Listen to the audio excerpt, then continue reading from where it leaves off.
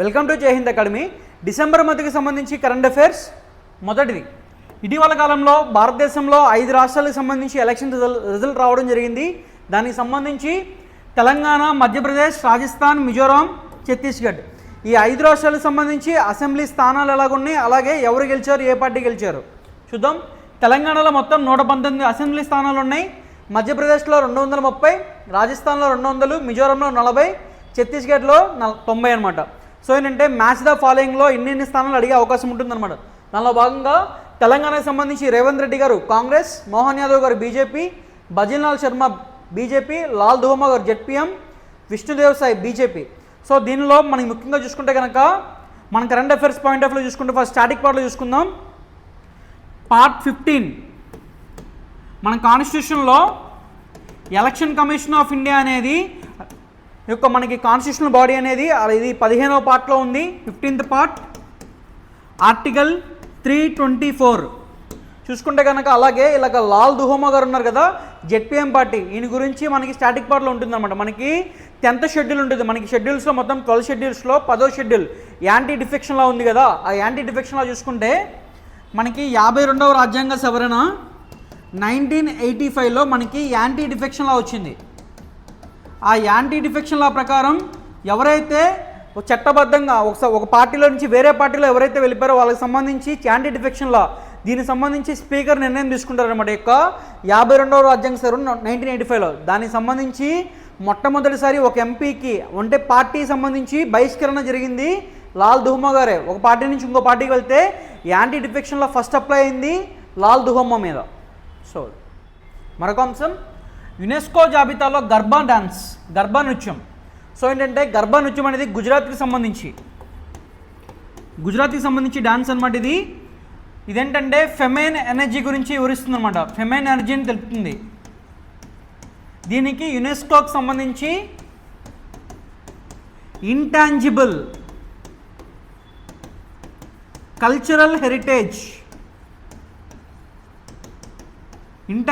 Cultural హెరిటేజ్లో చోటు లభించింది అనమాట.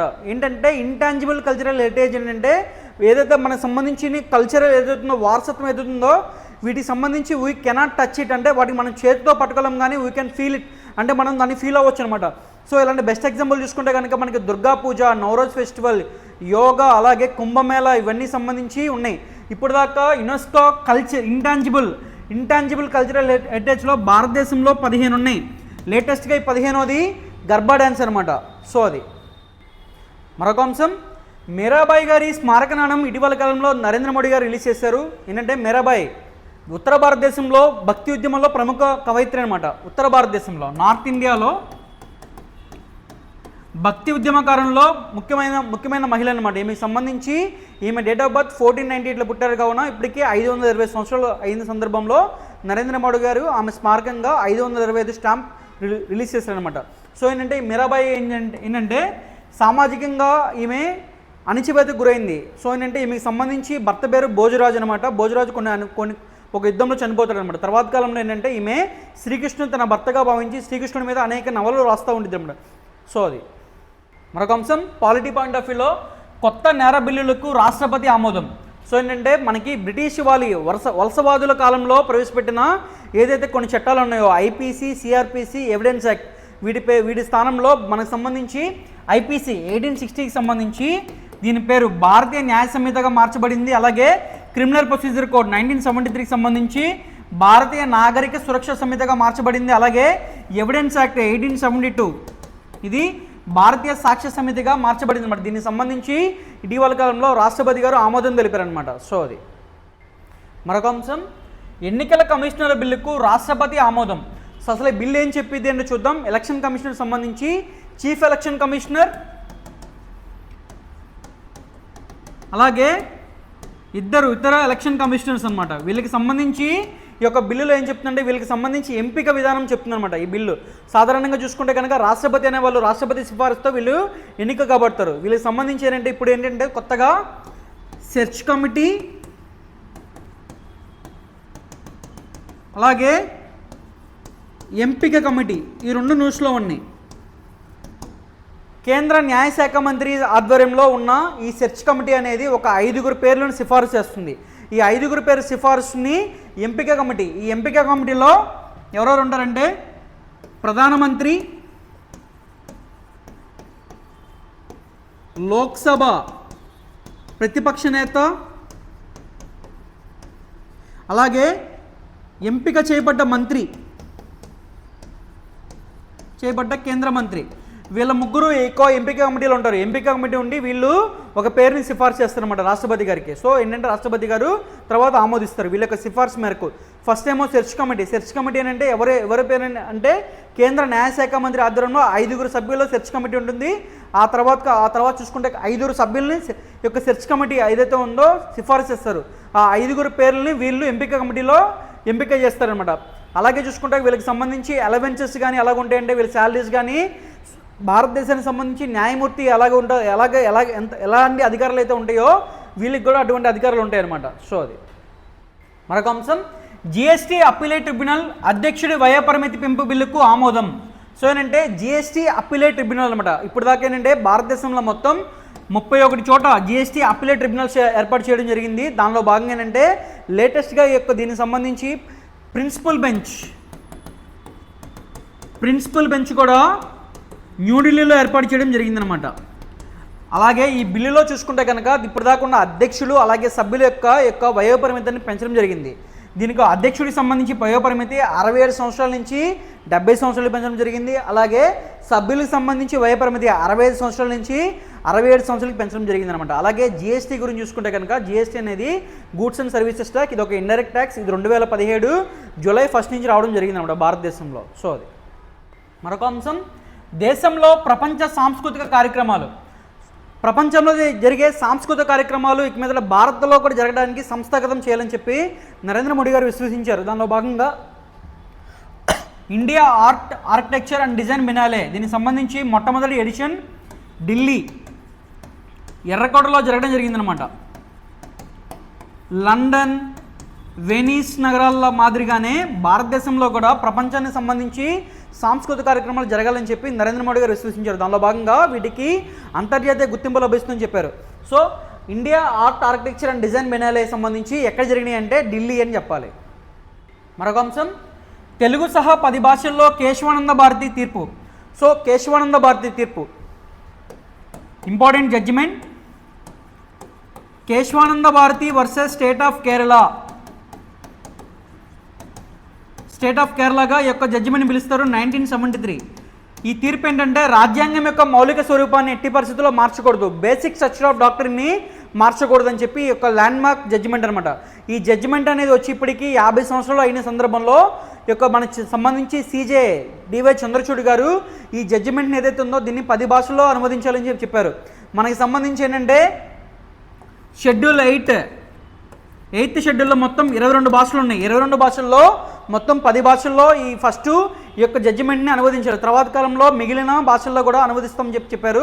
ఆ భాషలు చూసుకుంటే కనుక తెలుగు, హిందీ, తమిళం, ఒడియా, మలయాళం, గుజరాత్, కన్నడ, బెంగాలీ, అస్సామీ, మరాఠీ. అలాగే ఈ కేశవానంద భారతికి చూసుకుంటే కనుక భారతదేశంలో ఇప్పటి వరకు అతిపెద్ద బెంచ్ అనమాట, 13 జడ్జిల బెంచ్. సో ఇదనమాట. మరొక అంశం, సుస్థిరాభివృద్ధి లక్ష్యాల సాధనలో ఢిల్లీ యూనివర్సిటీకి మొదటి స్థానం. ఈ యొక్క ర్యాంకింగ్ అనేది ఎవరిచ్చారో ఎందుకు ఇచ్చారో చూద్దాం. మనకి సస్టైనబుల్ డెవలప్మెంట్ గోల్స్ ఉన్నాయి. ఆ సస్టైనబుల్ డెవలప్మెంట్ గోల్స్లో పర్యావరణం, విద్య, వాతావరణ మార్పులకు సంబంధించి సుస్థిరాభివృద్ధి లక్ష్యాలు సాధిస్తున్న కొన్ని యూనివర్సిటీలు ఉన్నాయి.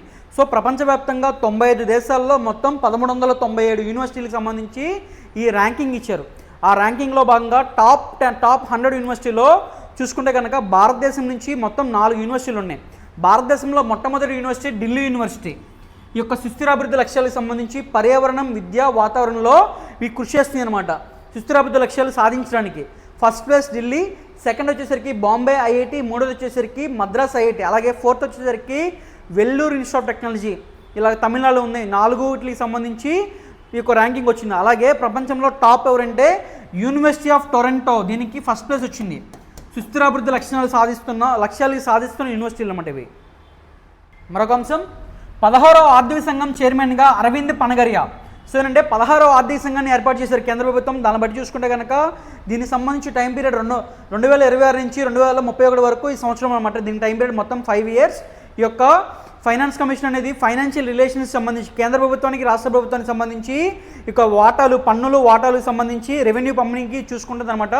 ఇది ఆర్టికల్ 280 ద్వారా ఏర్పాటు చేయడం జరిగిందన్నమాట. ఆర్టికల్ 280 ద్వారా దీనికి సంబంధించి చూసుకుంటే కనుక ఫస్ట్ 1951లో ఏర్పాటు జరిగింది. మొట్టమొదటిసారి దీనికి సంబంధించి చైర్మన్గా కేసీ నియోగి. ప్రజెంట్ మంది 15th ఫైనాన్స్ కమిషన్ రన్నింగ్లో ఉంది. దీనికి సంబంధించిన చైర్మన్గా ఎన్కే సింగ్.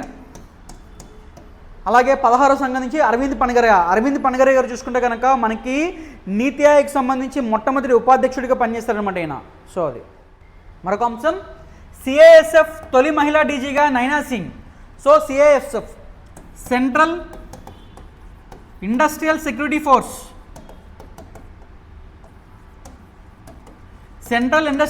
ఫోర్స్ సంబంధించి మొట్టమొదటిసారి ఒక మహిళ డైరెక్టర్ జనరల్గా నియమించడం ఫస్ట్ టైం అనమాట. ఆమె పేరు నైనా సింగ్. ఈమె 1989కి సంబంధించి ఐపీఎస్ అనమాట. రాజస్థాన్కి సంబంధించి మహిళ. ఏమో ప్రస్తుతానికి ఏంటంటే ఈ సిఐఎస్ఎఫ్లో స్పెషల్ డీజీగా పనిచేస్తున్నారు. సో ఈమె పూర్తి స్థాయిగా డైరెక్టర్ జనరల్గా నియమితులేరు. సిఐఎస్ఎఫ్ తొలి మహిళ డీజీగా నైనా సింగ్ గారు. మరొక అంశం. బీబీసీ చైర్మన్గా సమీర్ షా. ఈ సమీర్ షా ఎవరంటే మన ఇండియాలోనే పుట్టారు, మహారాష్ట్రలో. ఆ తర్వాత కాలంలో 1952లో పుట్టారు. తర్వాత కాలంలో 1960లో వీళ్ళ ఫ్యామిలీ లండన్ వెళ్ళిపోయింది అనమాట. ఆ లండన్లో స్థిరపడ్డారు. సో బ్రిటిష్ బ్రాడ్కాస్టింగ్ కంపెనీ ఈ కార్పొరేషన్ సంబంధించి చైర్మన్గా సమీర్ షా అనమాట. ఈయనకి జర్నలిజంలో 40 సంవత్సరాల అనుభవం ఉంది. సాధారణంగా ఈ యొక్క బీబీసీ అనేది రాజకీయంగా స్వతంత్ర సంస్థ. కాకపోతే చైర్మన్ ఎవరైతే ఉన్నారో చైర్మన్ని గవర్నమెంటే నియమిస్తుందన్నమాట. సో అది మరొక అంశం. అమృత్పాల్ సింగ్కు నైట్హుడ్ పురస్కారం. ఇటీవల కాలంలో ఏ ప్రభాస భారతీయుడికి నైట్హుడ్ పురస్కారం అంటే అమృత్పాల్ సింగ్ అని చెప్పాలి. ఈ అమృత్పాల్ సింగ్ ఏంటంటే పంజాబ్లో పుట్టి తర్వాత కాలంలో బ్రిటన్ వెళ్ళి స్థిరపడ్డాడు అనమాట. ఈయన ప్రఖ్యాత వైద్యుడు. ఈయనకి 30 సంవత్సరాల అనుభవం ఉంది. ఈ యొక్క జనరల్ ఫిజిషియన్లో న్యూ కాజిల్ యూనివర్సిటీలో ఈయన ప్రస్తుతానికి ఈయన అధ్యాపకుడిగా పనిచేస్తానమాట. సో దీనికి సంబంధించి ఏంటంటే కొత్త సంవత్సరంలో చార్లెస్ III ఈయనకి బహుమతి నైట్హుడ్ పురస్కారాన్ని అందజేయబోతున్నారు. ఇటీవల కాలంలో నైట్హుడ్ పురస్కారం అంటే అమృత్పాల్ సింగ్ అని చెప్పాలి. మరొక అంశం. డాక్టర్ చంద్రమోహన్కు బ్రిటిష్ సిబిఈ పురస్కారం. సో ఏంటంటే బ్రిటన్లో తమ రంగాల్లో విశేష సేవ చేసిన వాళ్ళకి యొక్క పురస్కారం ఇవ్వడం జరిగింది అనమాట. దీనికి సంబంధించి తెలుగు రాష్ట్రాల్లో పుట్టిన యొక్క కన్నిగంటి చంద్రమోహన్కి యొక్క మొట్టమొదటిసారి commander of the order of the British empire award రావడం ఫస్ట్ టైం అనమాట. సో ఏంటంటే ప్రఖ్యాత వైద్యుడు అనమాట ఈయన. సో వీళ్ళు భారతదేశానికి సంబంధించి ఒక వైద్యుడు విదేశాల్లో బ్రిటన్లోకి సంబంధించి మొట్టమొదటిసారి అవార్డు రావడం ఫస్ట్ టైం అనమాట. ఎవరికంటే కన్నిగంటి చంద్రమోహన్కి బ్రిటిష్ సిబిఈ పురస్కారం అనమాట. మరొక అంశం. తల్లావగ్నులో పతంజలి శాస్త్రికి కేంద్ర సాహిత్య పురస్కారం. సో ఏంటంటే కేంద్ర ప్రభుత్వం అనేది ఈ సంవత్సరం 2023లో మొత్తం 24 భాషలు ఎంపిక చేసుకుంది. 24 భాషల్లో తెలుగు భాషకి సంబంధించి ఎవరైతే తల్లావగ్నుల పతంజలి శాస్త్రి గారు ఉన్నారో ఆ పతంజలి శాస్త్రి గారు రాసిన రామేశ్వరం కాకులు మరికొన్ని కథలు అని చెప్పి కథల సంపుటికి ఈ కేంద్ర సాహిత్య పురస్కారం రావడం జరిగిందనమాట. సో ఏంటంటే ఈయన గోదావరి జిల్లాకు చెందిన వ్యక్తి అనమాట. ఈయన దాదాపు 100 పైన కథలు రాశారనమాట ఈయన. సో అలా చూసుకుంటే కనుక మొట్టమొదటిసారి యొక్క కేంద్ర సాహిత్య పురస్కారం 1954లో స్టార్ట్ చేయడం జరిగింది. తెలుగులో ఈ యొక్క కేంద్ర సాహిత్య పురస్కారం 1955 నుంచి ఇవ్వడం జరిగింది. తెలుగులో మొట్టమొదటిసారి ఎవరికి వచ్చిందంటే సురవరం ప్రతాపరెడ్డి గారికి రావడం జరిగిందనమాట. సురవరం ప్రతాపరెడ్డి గారికి. లేటెస్ట్గా ఈ యొక్క తల్లావగ్న పతంజలి శాస్త్రికి దీనికి సంబంధించిన ఈయన రాసిన కథ పేరు ఏంటంటే రామేశ్వరం కాకులు మరికొన్ని కథలు. మరొక అంశం. ఇస్రోకు ఐస్లాండ్ అవార్డు. ఇస్రోకి ఇటీవల కాలంలో ఒక దేశం అనేది ఒక అవార్డు ఇవ్వడం జరిగిందన్నమాట. ఆ అవార్డు పేరు ఏంటంటే లీఫ్ ఎరిక్సన్ లూనార్ ప్రైజ్ 2023కి సంబంధించి లీఫ్ ఎరిక్సన్ లూనార్ ప్రైజ్ ఈ అవార్డుని మన ఇస్రోకి రావడం జరిగిందన్నమాట. ఎందుకంటే ఇస్రోకి సంబంధించి చంద్రయాన్ 3 ఈ చంద్రయాన్ 3 సంబంధించి ఆగస్టు 23న మనకి సంబంధించి ఈ యొక్క చంద్రయాన్ 3 అనే ఉపగ్రహం అనేది చంద్రుడి పైన దక్షిణ ధ్రువం పైన సేఫ్ ల్యాండింగ్ అనమాట. దానిలో భాగంగా ఇస్రోకి సంబంధించి ఘనత అనేది ప్రపంచవ్యాప్తంగా తెలిసిందనమాట. దాని సందర్భంగా ఇస్రోకి సంబంధించి ఈ అవార్డు ఇవ్వడం జరిగింది ఐస్లాండ్. దీనికి సంబంధించి భారత రాయబారి బి శ్యామ్ అనే ఆయన ఈ యొక్క అవార్డుని అందుకోవడం జరిగిందనమాట, భారత రాయబారి అయిన. మరొక అంశం ఇందిరాగాంధీ శాంతి పురస్కారం 2023. ఈ సంవత్సరం డేనియల్ బారెన్బోయిమ్ అలాగే అలీ అబూద్ అవాద్కి సంయుక్తంగా ఇవ్వడం జరిగిందన్నమాట. ఈ ఇందిరాగాంధీ పీస్ ప్రైజ్ చూసుకుంటే కనుక శాంతి, నిరాయుధీకరణ అలాగే అభివృద్ధిలో ఎవరైతే విశేష కృషి చేస్తారో వాళ్ళకి ఇవ్వడం జరిగిద్దన్నమాట. వీళ్ళిద్దరికి ఎందుకు ఇచ్చారంటే పాలస్తీనా అలాగే ఇజ్రాయెల్కి సంబంధించి శాంతియుత చర్చల్లో భాగంగా వీళ్ళు చాలా కాలంగా కృషి చేస్తున్నారు. దానిలో భాగంగా వీళ్ళకి 2023 సంబంధించి యొక్క ఇందిరాగాంధీ శాంతి పురస్కారాలు ఇవ్వడం జరిగిందనమాట. సో ఇందిరాగాంధీ శాంతి పురస్కారం అనేది మొట్టమొదటిసారి 1986లో స్టార్ట్ అయింది అనమాట. 1986 లేటెస్ట్గా డేనియల్ బారెన్బోయిమ్, అలీ అబూద్ అవాద్. మరొక అంశం బాన్ కీ మూన్కి దివాళీ పవర్ ఆఫ్ ఫన్ పురస్కారం అనమాట. ఈ యొక్క దివాళీ పవర్ ఆఫ్ ఫన్ పురస్కారం ఏంటంటే అమెరికాకు సంబంధించి దివాళీ పవర్ ఫౌండేషన్ అనే సంస్థ ఇస్తుంది.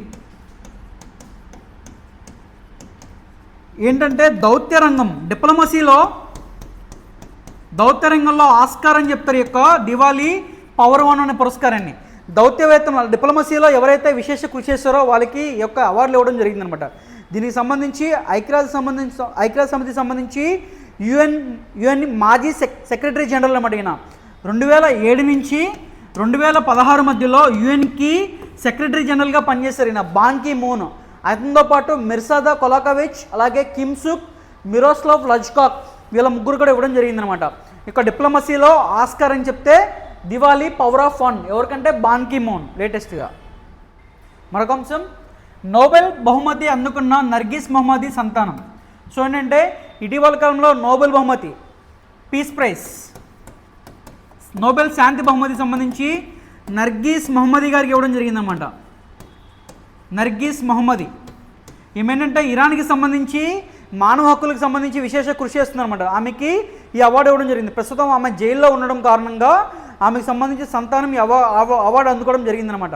సో అది ఈ నోబెల్ ప్రైజ్ లేటెస్ట్గా పీస్కి సంబంధించి ఎవరంటే నర్గిస్ మహమ్మద్. ఆమె ఏ దేశానికి చెందిన మహిళ అంటే ఇరాన్ అని చెప్పాలి. మరొక అంశం ఛత్రపతి శివాజీ స్ఫూర్తితో నేవీ అధికారులకి కొత్త బ్యాడ్జీలు. ఇటీవల కాలంలో December 4th నేవీ డే సందర్భంగా అడ్మిరల్, వైస్ అడ్మిరల్ అలాగే రియర్ అడ్మిరల్ ఈ క్యాడర్కి సంబంధించి ఎవరైతే నేవీ అధికారులు ఉన్నారో వాళ్ళకి సంబంధించి కొత్తగా 5 రకాల బ్యాడ్జీలు ఇవ్వడం జరిగిందనమాట. ఈ బ్యాడ్జీలు ఏవైతే ఉన్నాయో ఇవి మన ఛత్రపతి శివాజీ స్ఫూర్తికి ప్రతిబింబిస్తుందని చెప్పి నరేంద్ర మోడీ గారు వ్యాఖ్యానించడం జరిగింది. దీనిలో భాగంగా అసలు ఈ బ్యాడ్జీల గురించి చూసుకుంటే కనుక దీంట్లో అష్టభుజ ఆకారంలో ఈ సింబల్ ఉంటుంది. ఈ అష్టభుజ సింబల్ ఆకారంలో ఉన్న ఈ సింబల్ ఏం చెప్తుందంటే నేవీకి ఏదైతే ఉందో ఇండియన్ నేవీకి 8 దిక్కుల్లో నౌకాదళ దార్శనికత కనిపిస్తుందని చెప్పి ఈ యొక్క అష్టభుజ ఆకారంలో ఉన్న ఈ సింబల్ చెప్తుందన్నమాట. అలాగే దీనిపైన ఉన్న గుండి ఏదైతే ఉందో ఇది గోల్డెన్ కలర్ గుండి అనమాట. ఇది ఏంటంటే వలసవాద భావాలు ఏవైతే ఉన్నాయో వాటిని సంపూర్ణంగా మనం విడిచిపెట్టుకోవాలి అని చెప్పి సంకల్పం చెప్తుందనమాట. అలాగే దీనికి సంబంధించి కత్తి ఏదైతే ఉందో ఈ యొక్క ఖడ్గం ఏదైతే ఉందో ఈ ఖడ్గం అనేది యుద్ధాలకు సంబంధించి ఇతర దేశాలకు సంబంధించి యుద్ధాలపైన మన యొక్క ఆధిపత్యం గురించి చెప్తుంది. అలాగే టెలిస్కోప్ ఏదైతే ఉందో ఈ టెలిస్కోప్ దూరదృష్టి నౌకాదళ యొక్క దూరదృష్టి గురించి వివరిస్తుంది అనమాట. అలాగే దీని సందర్భంలో ఛత్రపతి శివాజీ ఏదైతే ఉన్నారో మరాఠా సామ్రాజ్యాన్ని పరిపాలించిన ఛత్రపతి శివాజీ నౌకాదళానికి రారాజు అనమాట. దానికి సంబంధించి ఏంటంటే ఆయనకి అప్పట్లోనే 60 షిప్పులు అలాగే 5,000 మంది సైనికులు ఉండేవాళ్ళని చెప్పి యొక్క నేవీకి సంబంధించి లేటెస్ట్గా ఒక వీడియో కూడా రిలీజ్ చేస్తుంది అనమాట. సో అది అంతకుముందు 2022లో నరేంద్ర మోడీ గారు నౌకాదళానికి సంబంధించి చిహ్నం ఏదైతే ఉందో నిశాన్ని ఆవిష్కరించారు. సో అది ఇంపార్టెంట్ మన నేవీకి సంబంధించి సింబల్స్. మరొక అంశం ప్యాంటోయా టాగోరీ ఏంటంటే ఇటీవల కాలంలో ఒక బ్యాక్టీరియా అనమాట. ఈ బ్యాక్టీరియా ఏంటంటే ప్లాంట్ గ్రోత్కి అనువైన బ్యాక్టీరియా అనమాట. ఈ బ్యాక్టీరియాని కనిపెట్టారు ఎవరంటే మనకి సంబంధించినంటే విశ్వభారతి విశ్వవిద్యాలయం సంబంధించి ఎవరైతే విద్యార్థులు ఉన్నారో వాళ్ళకి సంబంధించి వీళ్ళు కనిపెట్టారు. ఎక్కడంటే జెరియా కోల్ మైన్స్ దగ్గర కనిపెట్టారు కాబట్టి ఆ ఏరియాలో కనిపెట్టారు కాబట్టి వెస్ట్ బెంగాల్ ఆ ప్రాంతంలో కనిపెట్టారు కాబట్టి దానికి మనకి సంబంధించి రవీంద్రనాథ్ ఠాగూర్ పేరు మీదగానే ఒక బ్యాక్టీరియాకి ప్యాంటోయా ఠాగూర్ అని పేరు పెట్టారు. రవీంద్రనాథ్ ఠాగూర్ గారి గురించి చూసుకుంటే కనుక భారతదేశానికి మొట్టమొదటిసారి 1939లో గీతాంజలి అనే అమరుకు గాను నోబెల్ ప్రైజ్ రావడం జరిగింది. అలాగే మనకి సంబంధించి జనగణమన, అలాగే బంగ్లాదేశ్కి సంబంధించి అమర్ సోనర్ బంగ్లా కూడా ఈయన రావడం జరిగింది. అలాగే రవీంద్రనాథ్ ఠాగూర్ సంబంధించి ఏంటంటే మనకి సంబంధించి లేటెస్ట్గా శాంతినికేతన్ భారతదేశానికి సంబంధించి 41వ యునెస్కో వరల్డ్ హెరిటేజ్ సైట్గా గుర్తింపు రావడం కూడా జరిగిందనమాట. సో ఈ మధ్యకాలంలో యొక్క రవీంద్రనాథ్ ఠాగూర్ గారు తరచుగా వార్తల్లో నిలుస్తున్నారు. సో అతని గురించి చూసుకోవాల్సిన అవసరం ఎంతైనా ఉందన్నమాట.